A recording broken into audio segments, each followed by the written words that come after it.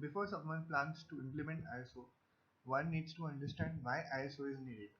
There are several business problems that need to be addressed by implementing an ISO. So let's begin by understanding what is problem. A problem is an identified gap between existing state and desired state. Now there are many problems and there are many solutions, but we need to identify which solutions are possible to implement.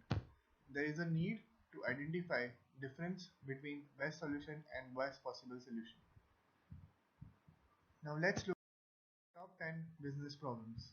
These are uncertainty, globalization, adaptability, government policies and regulations, technology, diversity, complexity, information overload, customer faith, and strategic thinking.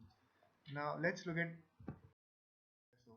ISO works on these principles. First is say what it does. It means that you need to document your day-to-day operating policies and procedures. Second is do what it says. You need to work in accordance with the policies and procedures. And the last one is prove it.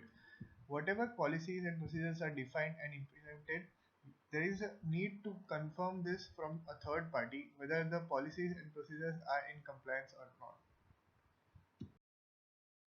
Now, these are the ISO features: in-depth testing, external audit, better data protection and privacy, enhanced tracking, and repeated reporting.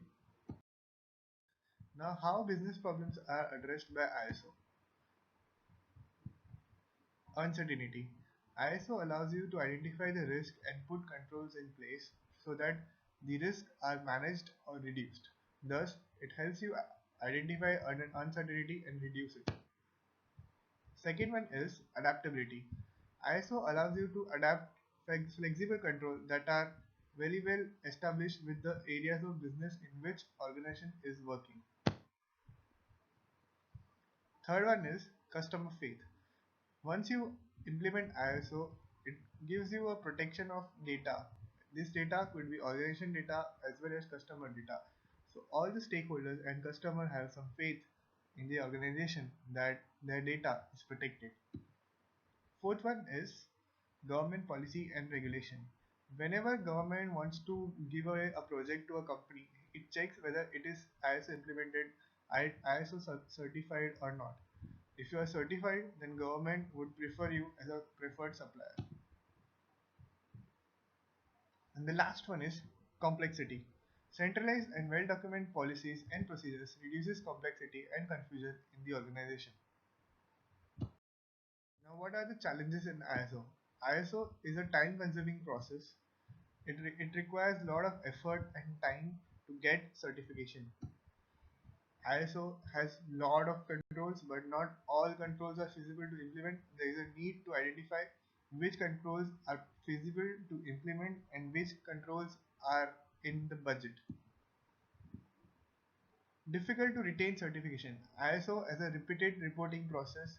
You need to get certified every year or every 6 months or every quarter, and it is very difficult to retain this certification. ISO requires a lot of resources and time, and organizations are not able to provide these resources and time for this activity. To overcome these challenges, an organization needs top management support. Now, these are the references which we have looked at, and details. Visit our website, that is http://www.i4-consultancy.com. Thank you.